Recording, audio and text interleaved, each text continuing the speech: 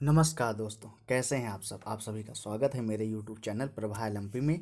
आज हम आपके सामने हिंदी व्याकरण से का सीरीज़ नंबर 2 लेकर उपस्थित हुए हैं। इस सीरीज में हम आपको हिंदी वर्णमाला से लेकर हिंदी वर्णमाला से संबंधित आपके सामने आए हुए प्रश्न जो अभी तक एग्ज़ाम्स में आए हुए हैं उनको मैं यहाँ पर रखने जा रहा हूँ। तो आप लोग ध्यान से देखिएगा इस वीडियो को और आए हुए जो प्रश्न हैं उनको अच्छे से समझने का प्रयास कीजिएगा। चलिए, नंबर 1 है, निम्नलिखित में से कौन सा वर्ण स्त्रीलिंग नहीं है।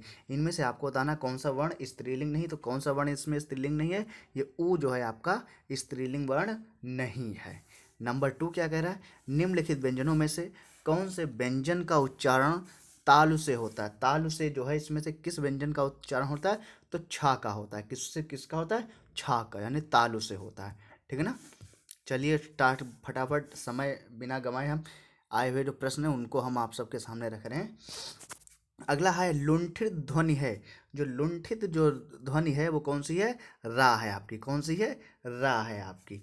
ठीक है। अगला क्वेश्चन देख लेते हैं फटाफट। क्वेश्चन नंबर 4 कह रहा है, ओष्ठ स्पर्श व्यंजन अल्प प्राण अघोष वर्ण कौन सा है। इसमें से ये 4 ऑप्शन है, इसमें से आपको पहचानना है। तो कौन सा, पा। पा जो है ओष्ठ व्यंजन है, स्पर्श व्यंजन, अल्प प्राण है, अघोष वर्ण। ये 4 प्रकार का ये है, कौन सा, अल्पा है। ठीक है। नेक्स्ट क्वेश्चन देखते हैं, ध्यान दें। एक ही ध्वनि का द्रवित हो जाने पर, द्वित हो जाने पर वह क्या कहलाती है। तो एक जो ध्वनि होती है जो द्वित हो जाती है तो वो क्या कहलाती है, युग्मक कहलाती है। क्या कहलाती है, युग्मक कहलाती है। ओके। नेक्स्ट क्वेश्चन देखते हैं, या किस प्रकार की ध्वनि है। या किस प्रकार की ध्वनि है, तो या कैसी ध्वनि है, तालव्य ध्वनि। कैसी है, तालव्य ध्वनि है ये आपकी। ठीक है। नेक्स्ट क्वेश्चन देख लेते हैं, उच्चारण की दृष्टि से वाह है। तो वाह क्या है, उच्चारण की दृष्टि से दंतोष्ठ है। क्या है आपका, दंतोष्ठ है। कौन सा है, दंतोष्ठ है उच्चारण की दृष्टि से। ठीक है ना। नेक्स्ट क्वेश्चन नंबर देख लेते हैं, हिंदी वर्णमाला में स्वरों की संख्या कितनी है।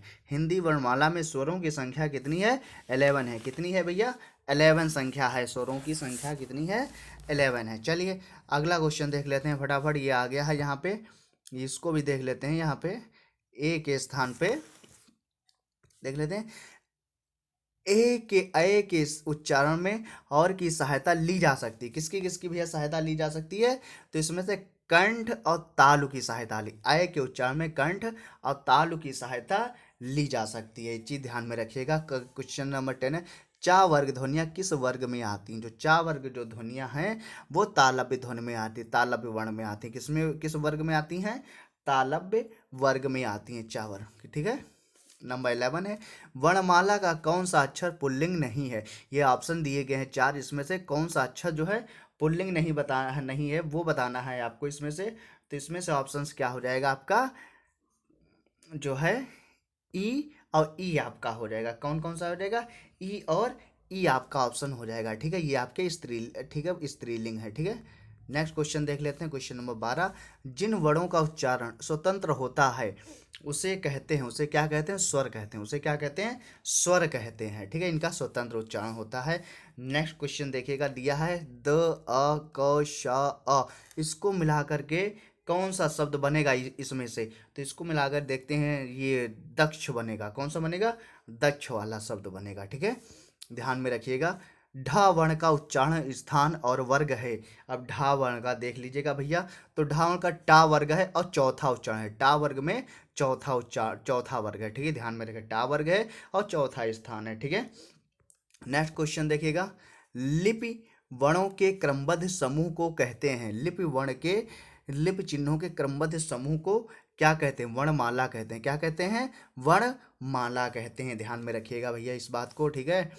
हिंदी भाषा में हस्त स्वरों की संख्या कितनी है। तो हिंदी भाषा में हस्त स्वरों की संख्या कितनी है, 4 है। कितनी है, 4 होती है। ठीक है। क्वेश्चन नंबर 17 कह रहा है, ऐसी कौन सी 2 मात्राएं हैं जिनका प्रयोग तो किया जाता है किंतु उनका समावेश स्वर में नहीं किया जाता। उनका समावेश स्वर में नहीं किया, किंतु किस, तो कौन सा हो रहा है, अंग और आहा का जो है समावेश में स्वर में नहीं है। अंग और आहा का प्रयोग तो होता है लेकिन इनका स्वर में काउंट नहीं किया जाता है। ठीक है। चलिए अगला क्वेश्चन देख लेते हैं, उच्चारण की दृष्टि से संबल ध्वनि का कौन सा वर्गीकरण है? संबल जो ध्वनि ये दिया हुआ है यहाँ पे के शब्द दिया हुआ है संबल, इसका जो है कौन सा ध्वनि का है वर्गीकरण? तो देखिएगा इसका कौन सा हो जाएगा, संप्रक्त ध्वनि। कौन सी इसकी ध्वनि है भैया? संप्रक्त ध्वनि कहेगा ही जाएगी, ठीक है ना। नेक्स्ट क्वेश्चन देखिएगा ध्यान से, किस स्वर के उच्चारण में दीर्घ स्वर से भी अधिक समय लगता है? तो दीर्घ स्वर से भी अधिक स्वर किसमें लगता है भैया? प्लुत स्वर में लगता है। किसमें? प्लुत स्वर में लगता है, ठीक है। प्लुत स्वर में सबसे अधिक जो है समय लगता है उच्चारण में, ठीक है। नेक्स्ट क्वेश्चन नंबर 20 है, वर्णमाला में स्पर्श व्यंजनों की संख्या कितनी है? वर्णमाला में स्पर्श व्यंजनों की जो संख्या होती है कितनी होती है? 25 होती है। कितनी होती है? 25 होती है। चलिए अगले क्वेश्चन पे बढ़ते हैं फटाफट, देखते हैं। स्वर ए और ए का उच्चारण स्थान कौन सा है? स्वर ए और ए का स्थान कौन सा है? कंठ तालव्य। कौन सा होता है? कंठ तालव्य होता है, ठीक है। नेक्स्ट क्वेश्चन देखते हैं फटाफट, देखिएगा ध्यान से। हिंदी शब्दकोश में का के बाद कौन सा व्यंजन दिखाई देता है? हिंदी शब्दकोश में का के बाद, तो का के बाद कौन सा व्यंजन आता है भैया? सीधा का के बाद सीधा छा आता है। कौन सा आता है? छा आता है। का के बाद कौन सा व्यंजन आता है? छा व्यंजन आता है। ये ध्यान में रखिएगा, बड़ा ही टिपिकल क्वेश्चन है, बढ़िया क्वेश्चन है। नेक्स्ट क्वेश्चन देखिएगा, भाषा की सार्थक लघुत्तम इकाई किसे माना जाता है? जो भाषा की सार्थक लघुत्तम इकाई होती है वो क्या होती है? शब्द होती है। कौन सी होती है? शब्द होती है, ठीक है। अगला क्वेश्चन देखिएगा 24 है, निम्न में दंत वर्ण कौन सा है? निम्न में दंत वर्ण कौन सा? टा, हा, शा, पा, ये चार ऑप्शन थे, कौन सा हो जाएगा? सा हो जाएगा। दंत वर्ण सा है इन ऑप्शनों में से, ठीक है। नेक्स्ट क्वेश्चन देखिएगा ध्यान से, 25 कह रहा है, 25 कह रहा है, निम्न में अनुनासिक वर्ण कौन सा? अनुनासिक वर्ण कौन सा? तो अनुनासिक वर्ण इसमें कौन सा हो जाता? माँ हो जाएगा। अनुनासिक वर्ण कौन सा हो जाएगा? माँ हो जाएगा। या, अड़ा, ना, माँ, ये सारे क्या हैं आपके? अनुनासिक वर्ण है, ठीक है, ध्यान में रखिएगा, ठीक है। जिसको नासिका से बोला जाता है अनुनासिक वर्ण वर्ण कहलाते। निम्न में कौन सा वर्ण घोष है? ठीक है, तो निम्न में कौन सा वर्ण घोष है? तो घोष वर्ण कौन सा है आपका? गा है। इन चारों में से ऑप्शन में कौन सा है? गा जो है का घोष वर्ण है। अगला क्वेश्चन देख लेते हैं 27 पे, ला और सा का उच्चारण किस स्थान से होता है? ला और चा का उच्चारण जो है दंत स्थान से, किससे होता है? दंत स्थान से होता है, ठीक है, ये भी ध्यान में रखिएगा। नेक्स्ट है, इनमें कौन सी देवनागरी की वर्ण ध्वनि नहीं है? ध्वनि नहीं है, तो कौन सी नहीं है? ग्रीवा ध्वनि नहीं। कौन सी ध्वनि नहीं है? इन आप चारों ऑप्शन में ग्रीवा ध्वनि नहीं है। नेक्स्ट क्वेश्चन देखिएगा, किस व्यंजन का उच्चारण स्थान तालव्य है? किस व्यंजन का उच्चारण स्थान तालव्य है? तो कौन सा है इसमें से? झा का है, ठीक है। ये माँ, गा, ना, ये झा चार ऑप्शन दिए तो इसमें से झा का हो जाएगा, ठीक है। नेक्स्ट क्वेश्चन देखते हैं, क्वेश्चन नंबर 30, जिन ध्वनियों की गणना ना स्वर में की जाती है ना व्यंजन में, उसे क्या कहते हैं? तो उसे क्या कहते हैं भैया? अयोगवाह कहते हैं। क्या कहते हैं उसको? अयोगवाह वर्ण कहते हैं, जैसे कि अंगा और आहा अयोगवाह वर्ण है आपके, ठीक है। नेक्स्ट क्वेश्चन आ जाता है, स्वर तंत्रियों के आधार पर व्यंजनों को कितने वर्गों में बांटा गया है? बहुत बढ़िया क्वेश्चन है भैया। स्वर तंत्रियों के आधार पर 2 भागों में बांटा गया। कितने वर्गों में बांटा गया है? 2 भागों में बांटा गया है, ध्यान रखिएगा भैया, ठीक है। बहुत बढ़िया क्वेश्चन है आपके लिए, ये सब एग्जाम्स में पूछे गए क्वेश्चंस हैं। नेक्स्ट है, प्रत्येक शब्द की वतनी के सभी वर्णों को उसी क्रम में अलग अलग दिखाना क्या कहलाता है? और उसी क्रम में दिखाना क्या कहलाता है? वर्ण विच्छेद दिखाता है। क्या दिखाता है? वर्ण विच्छेद कहलाता है, ठीक है। अगला क्वेश्चन देखिएगा, स्वरों का उच्चारण जो होता है बिना किसी की सहायता से होता है। बिना किसी की सहायता से होता है। स्वरों का उच्चारण कैसे होता है? बिना किसी की सहायता से होता है, ठीक है ना। नेक्स्ट क्वेश्चन नंबर, निम्न में कौन सा शब्द स्वर का वर्गीकरण नहीं है? तो कौन सा नहीं है इसमें? शब्द स्वर का वर्ग द्वित नहीं है भाई। हश्व भी है, प्लुत भी है, संयुक्त भी है, कौन सा नहीं है? केवल द्वित वाला ऑप्शन नहीं है, यानी कि ऑप्शन नंबर ये बी आपका सही हो जाएगा, द्वित नहीं होता है, ठीक है। नेक्स्ट क्वेश्चन नंबर 35, क्या देखिए क्या कह रहा है? 35 कह रहा है आपका, निम्न में से कौन सा शब्द प्रत्यय और उच्चारण के आधार पर व्यंजन का वर्गीकरण नहीं है? तो कौन सा नहीं है? सघोष नहीं। इसमें से कौन सा नहीं है? सघोष जो है नहीं है, ठीक है, व्यंजन का वर्गीकरण, ठीक है। निम्न जिन स्वरों के उच्चारण में 2 मात्रा का समय लगता है या हर्ष से दुगना समय लगता है, उनको उनको क्या कहते हैं? उनको क्या कहते हैं? गुरु स्वर कहते हैं। क्या कहते हैं? हर्ष से दुगना समय लगता है तो उनको क्या कहते हैं? गुरु स्वर कहते हैं, ठीक है, गुरु स्वर कहते हैं। ध्यान में रखिएगा भैया, ठीक है। जिस व्यंजन ध्वनि के उच्चारण के समय स्वर तंत्री में कंपन होता है, उस उच्चारण स्थान के आधार पर ध्वनियों के वर्गीकरण में उसका क्या स्थान होता है? तो उसका क्या स्थान होता है? काकल्य स्थान होता है। कौन सा स्थान होता है उसका? काकल्य स्थान होता है। अगला क्वेश्चन देख ले 38। वर्णों के व्यवस्थित समूह को क्या कहा जाता है? तो वर्णमाला कहते हैं। वर्णों के व्यवस्थित समूह को वर्णमाला कहते हैं, है ना। नेक्स्ट देखिएगा, छा वर्ण किन दो वर्णों के मेल से बनता है? छा वर्ण किन दो वर्णों के मेल से बनता है? तो का और शा, क और शा के मेल से छा वर्ण बनता है। ठीक है, नेक्स्ट क्वेश्चन देखते हैं फटाफट। निम्न में से संयुक्त स्वर कौन सा है? निम्न में से संयुक्त वर्ण कौन सा है? ये 4 ऑप्शन दिए, तो इसमें संयुक्त वर्ण कौन सा है? औ आपका संयुक्त वर्ण है। कौन सा? औ आपका संयुक्त वर्ण होता है। ठीक है, नेक्स्ट क्वेश्चन देखेगा स्पर्श व्यंजन का।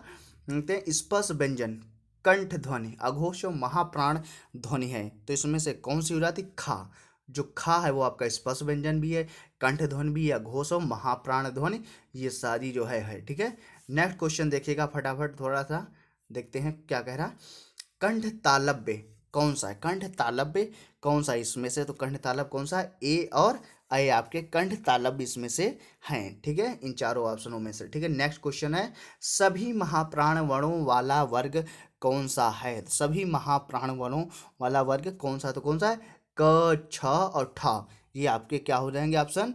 ख, छ और ठ, ये महाप्राण वर्ण वाला वर्ग है। ठीक है, नेक्स्ट क्वेश्चन देखते हैं, जब एक ध्वनि का द्वित हो जाए तब वह क्या कहलाती है? तब वह क्या कहलाती है? युग्मक ध्वनियाँ कहलाती हैं। क्या कहलाती हैं?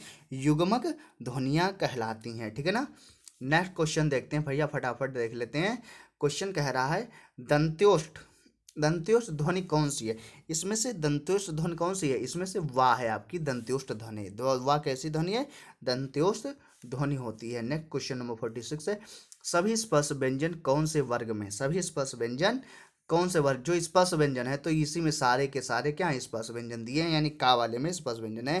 का, चा, पा, द, ये सारे स्पर्श व्यंजन है आपके। ठीक है ना। क्वेश्चन नंबर 40, अर्धविवृत स्वर है, अर्धविवृत स्वर है, इसमें से अर्धविवृत देखना, तो इसमें से अर्धविवृत कौन सा होगा? अय आपका अर्धविवृत है। कौन सा है? अय। ठीक है, नेक्स्ट देखते हैं, जिनकी ध्वनि केवल मुख से निकलती है वे हैं, तो जिनकी ध्वनि केवल मुख से निकलती वे कौन से हैं? निरनुनासिक स्वर कहलाते हैं। क्या उनसे कहलाते हैं? निरनुनासिक स्वर कहलाते हैं। नेक्स्ट क्वेश्चन देखिएगा 49, अंतस्थ और ऊष्म वर्ण कितने होते हैं? कितने हैं? तो कितने हैं? अंतस्थ और ऊष्म वर्ण 8 हैं। कितने हैं? 8 हैं। ठीक है, ध्यान में रखिएगा। नेक्स्ट क्वेश्चन है, रा का विवरण है, रा का विवरण है, इसमें से वत्स है, लुंठित है, सघोष है, अल्प प्राण व्यंजन, यानी कि ए वाला ऑप्शन इसका हो जाएगा। रा जो है वत्स होता है, लुंठित भी कहा जाता है, सघोष भी है, अल्प प्राण व्यंजन रा होता है। ठीक है, नेक्स्ट क्वेश्चन देखते हैं, काकल्य वर्ण है, काकल्य वर्ण इसमें से कौन सा? सब लोग जान गए हैं, रट गया है, काकल्य वर्ण क्या होता है? हाँ, आपका काकल्य वर्ण होता है। ठीक है, चलिए नेक्स्ट क्वेश्चन पे देखते हैं, या का उच्चारण स्थान, या का उच्चारण स्थान पूछा गया तो कौन सा होता है? तालु होता है। क्या होता है? तालु होता है, या का उच्चारण स्थान। ठीक है, नेक्स्ट देखते हैं 53 पे, निम्नलिखित में से कौन से व्यंजन महाप्राण है? इस ये ऑप्शन दिए हुए हैं। ठीक है, इसमें से कौन सा ऑप्शन हो जाएगा? शा वाला, यानी कि डी वाला, श, श, शा, हा, ये आपके महाप्राण व्यंजन होते हैं। ठीक है, ध्यान में रखिएगा, ये आपके कैसे व्यंजन होते हैं भैया? महाप्राण व्यंजन ये आपके होते हैं। चलिएगा अगला क्वेश्चन फटाफट देख लेते हैं। अगला क्वेश्चन देख लेते हैं फटाफट, क्या कह रहा है। अगला क्वेश्चन देख लेते हैं क्या कह रहा है। ये क्वेश्चन नंबर 54 कह रहा है, स्पर्श, दंत, अघोष और महाप्राण वर्ण कौन सा है? ये ऑप्शन दिया हुआ, स्पर्श भी होना चाहिए, दंत भी होना चाहिए, अघोष भी होना चाहिए और महाप्राण भी होना चाहिए, तो कौन सा ऑप्शन इसमें से हो जाएगा? ये था वाला। कौन सा? था, यानी था से थर्मस, ये आपका स्पर्श भी है, दंत भी है, घोष भी है और महाप्राण भी है। चलिए अगला क्वेश्चन देख लेते हैं, केवल मुंह से बोले जाने वाले षट्स्वर वर्णों को क्या कहते हैं? तो जो मुंह से बोले जाते हैं क्या उनको कहते हैं? निरनुनासिक कहते हैं। क्या कहते हैं उनको? निरनुनासिक वर्ण उनको बोला जाता है। ठीक है ना। अगला क्वेश्चन उठा लेते हैं भैया फटाफट 56, निम्नलिखित में से व्यंजन तालव्य व्यंजन कहलाते हैं। निम्नलिखित में से व्यंजन तालव्य व्यंजन कहलाते हैं। तो कौन सा कहलाता है? ये आपके जो दिया च छ ज झा, च छ ज झा, ये आपके तालव्य व्यंजन कहलाते हैं इस वाले ऑप्शन में। ठीक है, 57 है, किसके उच्चारण में कंठ और नासिका स्थान से मदद ली जाती है? किसके उच्चारण में कंठ और नासिका स्थान से मदद ली जाती है? तो किसके स्थान में? अंगा के स्थान में। किसके स्थान में? अंगा के। कंठ भी होता है और नासिका भी होती है, देखिएगा ध्यान से, अंगा है ना। नाक से भी आवाज़ आती है और कंठ से भी आवाज़ आती है। ठीक है, तो ये हो 58 पे देख, किसके उच्चारण में वज्र की सहायता ली जाती है? किसके स्थान में वज्र की सहायता ली जाती है? तो किसका होगा? सा हो जाएगा। कौन सा? ऑप्शन सी हो जाएगा, यानी सा वाला हो जाएगा। सा से सरौता हो जाएगा। त और दा को उच्चारण स्थल के आधार पर क्या कहते हैं? त और दा को तो क्या कहते हैं? दंत कहते हैं। क्या कहते हैं? दंत कहते हैं। ठीक है, अगला क्वेश्चन देख लेते हैं। 60 है, 60 नंबर क्या कह रहा है? निम्न में अंतस्थ व्यंजन कौन सा है? निम्न में अंतस्थ व्यंजन कौन सा है? तो अंतस्थ व्यंजन कौन सा है? इसमें से ला है। ये 4 ऑप्शन दिए, इसमें से ला जो है एक अंतस्थ व्यंजन होता है। ठीक है, फिर है निम्न में अघोष वर्ण कौन सा? अघोष वर्ण पूछ लिया गया इसमें से, तो ये जो ऑप्शन है टा, टा से टमाटर, यानी टा जो है अघोष वर्ण होता है। ठीक है ना। अब पूछ लिया गया निम्न में महाप्राण कौन सा है? तो निम्न में महाप्राण कौन सा है? ठा से ठठेरा, ठा से ठठेरा वाला जो है, या ठंडा वाला, ठा से ठंडा वाला ठा, ये क्या है आपका? महाप्राण व्यंजन, महाप्राण व्यंजन होता है। ठीक है, अगला क्वेश्चन देख लेते हैं। 63 कह रहा है मूर्धन्य, स्पर्श, सघोष, नासिक, अल्पप्राण व्यंजन कौन सा? दे दादा, इतने सारे, यानी मूर्धन्य भी होना चाहिए, सघोष भी हो, स्पर्श भी हो, नासिक भी हो, अल्पप्राण व्यंजन भी हो, यानी कितने कठिन कठिन क्वेश्चन पूछे गए हैं प्रीवियस ईयर एग्जामों में, है ना। तो इसमें से कौन सा क्वेश्चन हो जाएगा? सी वाला हो जाएगा, अणा हो जाएगा। कौन सा हो जाएगा? अणा हो जाएगा। ठीक है, अणा जो आपका मूर्धन्य भी होता है, स्पर्श भी, सघोष भी, नासिक भी, अल्पप्राण भी है, सारा जो है अणा हो जाएगा। ठीक है, ये आप जो है ध्यान में रखिएगा। ठीक है, नेक्स्ट क्वेश्चन देखते हैं। निम्न में अनुनासिक वर्ण कौन सा है? निम्न में अनुनासिक वर्ण कौन सा है? ये भी इसमें भी अणा हो जाएगा, क्योंकि जानते हो अंगा, या, अणा, ना, ये सारे क्या हो गया आपके? अनुनासिक वर्ण होते हैं। ठीक है, नेक्स्ट क्वेश्चन देख लेते हैं। निम्न में मूर्धन्य ध्वनि है। निम्न में मूर्धन्य ध्वनि है, तो मूर्धन्य ध्वनि इसमें से कौन सी हो जाती है? ढा हो जाती है। मूर्धन्य ध्वनि कौन सी इसमें से? ढा है। ठीक है, ध्यान रखिएगा। नेक्स्ट क्वेश्चन देखते हैं फटाफट। 66 क्या कह रहा है? कह रहा है उच्चारण स्थान के आधार पर निम्नलिखित में से दंत है, दंत है, तो दंत कौन सा है इसमें से? ला, लाभ का कैसा है? दंत वर्ण है। ठीक है, नेक्स्ट क्वेश्चन देख ले। 67, निम्न में दीर्घ स्वर कौन सा है? निम्न में दीर्घ स्वर कौन सा? आ, यानी कि बड़ा आ वाला, ये बड़ा आ जो है दीर्घ स्वर होता है। ठीक है, नेक्स्ट है हा का उच्चारण स्थान है। हा का जो उच्चारण स्थान है वो क्या होता है? कंठ होता है। क्या होता है? कंठ होता है। ठीक है, ध्यान में रखिएगा। 69 पे देख लेते हैं। अंतस्थ व्यंजन कौन से वर्ग में है? जो अंतस्थ व्यंजन होता है वो किस वर्ण में आता है? तो किस वर्ण में है अंतस्थ व्यंजन? या, ला, वा में। किस में है? या, ला, वा में अंतस्थ व्यंजन है। इस वर्ण में अंतस्थ वर्ग व्यंजन है। ठीक है, नेक्स्ट क्वेश्चन देख लेते हैं। 70 वाला देख लेते हैं। कौन से वर्ग के सभी व्यंजन अल्प प्राण हैं? ये 4 ऑप्शन दिए, इनमें से बताना सभी व्यंजन अल्प प्राण हैं कौन से वर्ग में है? तो भैया का और चा ता में है। किस में है? का, चा, ता में आपके ये सभी व्यंजन अल्प प्राण आपके दिए हुए हैं। ठीक है ना। नेक्स्ट क्वेश्चन देख ले। 71 है ओठों की आकृति के आधार पर निम्नलिखित में से कौन सा अवृत्तमुखी स्वर है? कौन सा अवृत्तमुखी स्वर है? किसके आधार पर? होठों की आकृति का, तो कौन सा? ई आपका जो है अवृत्तमुखी स्वर है। अवृत्तमुखी स्वर की कौन है? ई आपका है। ठीक है, ध्यान में रखिएगा। नेक्स्ट क्वेश्चन नंबर 72 है जीवा के आधार पर स्वर कितने प्रकार के होते हैं? तो जीवा के आधार पर जो स्वर होते हैं वो 3 प्रकार के होते हैं। कितने प्रकार के होते हैं भैया? 3 प्रकार के होते हैं। ठीक है, फिर देख लेते हैं 73 हिंदी में ध्वनियाँ कितने प्रकार की होती हैं? हिंदी में ध्वनियाँ कितने प्रकार की होती हैं? तो हिंदी में ध्वनियाँ 2 प्रकार की होती हैं। कितने प्रकार की होती हैं? 2 प्रकार की होती हैं। ठीक है ना। नेक्स्ट क्वेश्चन देखते हैं मात्रा के आधार पर स्वर कितने प्रकार के होते हैं? तो मात्रा के आधार पर स्वर कितने प्रकार के होते हैं? 3 प्रकार के होते हैं। कितने प्रकार के होते हैं? 3 प्रकार के होते हैं मात्रा के आधार पर। एक से अधिक वर्णों के मेल को कहते हैं। एक से अधिक वर्णों के मेल को क्या कहते हैं? व्यंजन कहते हैं। क्या कहते हैं? व्यंजन कहते हैं। ठीक है, खाने वाला व्यंजन नहीं है, वर्ण वाला व्यंजन है ये। जिनका उच्चारण स्वतंत्रता से होता है और जो व्यंजन में उच्चारण में सहायक होते, जो व्यंजन के उच्चारण में सहायक होते हैं, उसे कहते हैं, उसे क्या कहते हैं? स्वर कहते हैं। क्या कहते हैं उसको? स्वर कहते हैं। ठीक है, उसे क्या कहते हैं? स्वर कहते हैं। ठीक है, क्लियर हो गया ना? अगला क्वेश्चन देख लेते हैं 77। ई ई च छ ज झ या आदि का उच्चारण किससे होता है? तो आदि का उच्चारण किससे होता है? तालव्य से होता है। किससे होता है? तालव्य से होता है। अगला क्वेश्चन देख लेते हैं फटाफट। ठीक है, अगला क्वेश्चन देख लेते हैं। निम्न में दीर्घ स्वर है, तो निम्न में जो दीर्घ स्वर है वो कौन सा है आपका? ई आपका कैसा स्वर है? दीर्घ स्वर है। ठीक है ना, ध्यान दीजिएगा। दीर्घ स्वर क्या होते हैं? यहाँ पर ए ई को दीर्घ स्वर इसलिए नहीं माना जाएगा क्योंकि ए और ए संयुक्त स्वरों की श्रेणी में भी आते हैं। ध्यान से देखिएगा, क्वेश्चन बहुत ही टिपिकली आ जाते हैं करा है, इसीलिए यहाँ पे ए और ए को जो है क्या है? संयुक्त स्वर है, इसीलिए इनको दीर्घ स्वर नहीं माना जाएगा। ये बात जो है ध्यान में रखिएगा। ठीक, नेक्स्ट देखिए 79 क्या कह रहा है।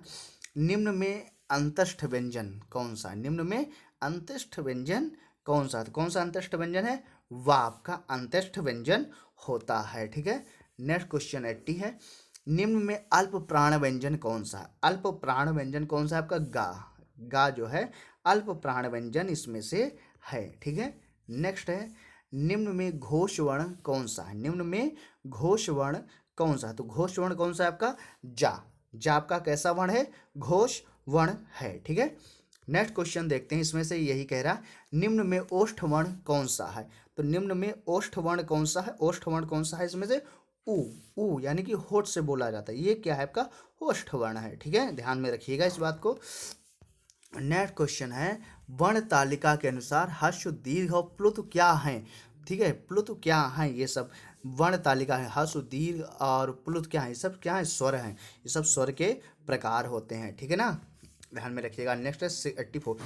लिखित भाषा में मूल ध्वनियों के लिए जो चिन्ह मान लिए गए हैं, जिस रूप में ये लिखे जाते हैं, उसे क्या कहते हैं? उसे क्या कहते हैं? लिपि कहते हैं। क्या कहते हैं उसको? लिपि कहते हैं। मूल लिखित भाषा मूल ध्वनियों के लिए जो चिन्ह मान लिए गए हैं, जिस रूप में लिखे जाते हैं, उसे लिपि कहते हैं। ये बात ध्यान में रखिएगा। ठीक है, प फ ब भ म व्यंजन होते हैं। कैसे व्यंजन है ये? ओष्ठ व्यंजन। कैसे? ओष्ठ व्यंजन है ये। कौन से?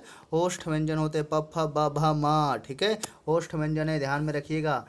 नेक्स्ट है, दो व्यंजन जब एक साथ मिलते हैं तो क्या कहलाते हैं? दो व्यंजन एक साथ मिलते हैं तो क्या कहलाते हैं? संयुक्त व्यंजन कहलाते हैं। क्या कहलाते हैं? संयुक्त व्यंजन कहलाते हैं। ठीक है, नेक्स्ट क्वेश्चन 87 है। निम्न में अघोष वर्ण कौन सा है? निम्न में अघोष वर्ण कौन सा है? तो अघोष वर्ण कौन सा है आपका? पा आपका कैसा वर्ण है? अघोष वर्ण है। पा इसमें से अघोष वर्ण है। ठीक है, नेक्स्ट क्वेश्चन देखते हैं 88। निम्न में कंठ वर्ण कौन सा है? निम्न में कंठ वर्ण पहचानना है तो कंठ वर्ण इसमें से कौन सा हो जाएगा? आ हो जाएगा, छोटा आ। ये जो दिया हुआ है इसमें से छोटा आ कंठ वर्ण है। ठीक है, नेक्स्ट क्वेश्चन देखते हैं, फटाफट देखते हैं। निम्न में दीर्घ स्वर कौन सा है? दीर्घ स्वर कौन सा है? तो दीर्घ स्वर सबको पता ही होगा। यहाँ पे आ आपका दिख रहा है, कैसा है? दीर्घ स्वर दिख रहा है आपका। आ बड़ा आ यानी कि दीर्घ स्वर है आपका। ठीक, नेक्स्ट देखते हैं। निम्न में महाप्राण व्यंजन कौन सा है? तो महाप्राण व्यंजन इंद्र भाता मादा दिया है, इसमें से आपका भा आपका कैसा है? महाप्राण व्यंजन है। ठीक है ना, अगला क्वेश्चन देख लेते हैं, फटाफट देखते हैं। निम्न में अंतस्थ व्यंजन कौन सा है? जो अंतस्थ व्यंजन है इनमें से वो आपका या है। या कैसा है आपका? अंतस्थ व्यंजन है आपका। ठीक है, नेक्स्ट देखते हैं। सघोष वर्ण कौन सा? इनमें से सघोष वर्ण कौन सा है? तो सघोष वर्ण कौन सा है इसमें से? बाप का कैसा वर्ण है? सघोष वर्ण। बाप का सघोष वर्ण है। ठीक है, नेक्स्ट है, ऊष्म व्यंजन कौन सा है? ऊष्म व्यंजन इसमें से हा है। हा कैसा है?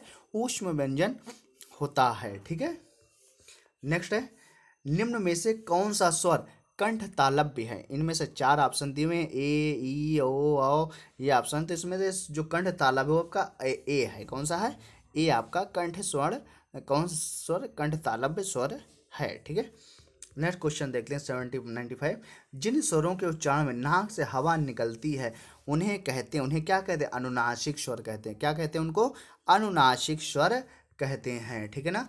नेक्स्ट क्वेश्चन देखते हैं, निम्नलिखित में से कौन सा अंतस्थ व्यंजन है?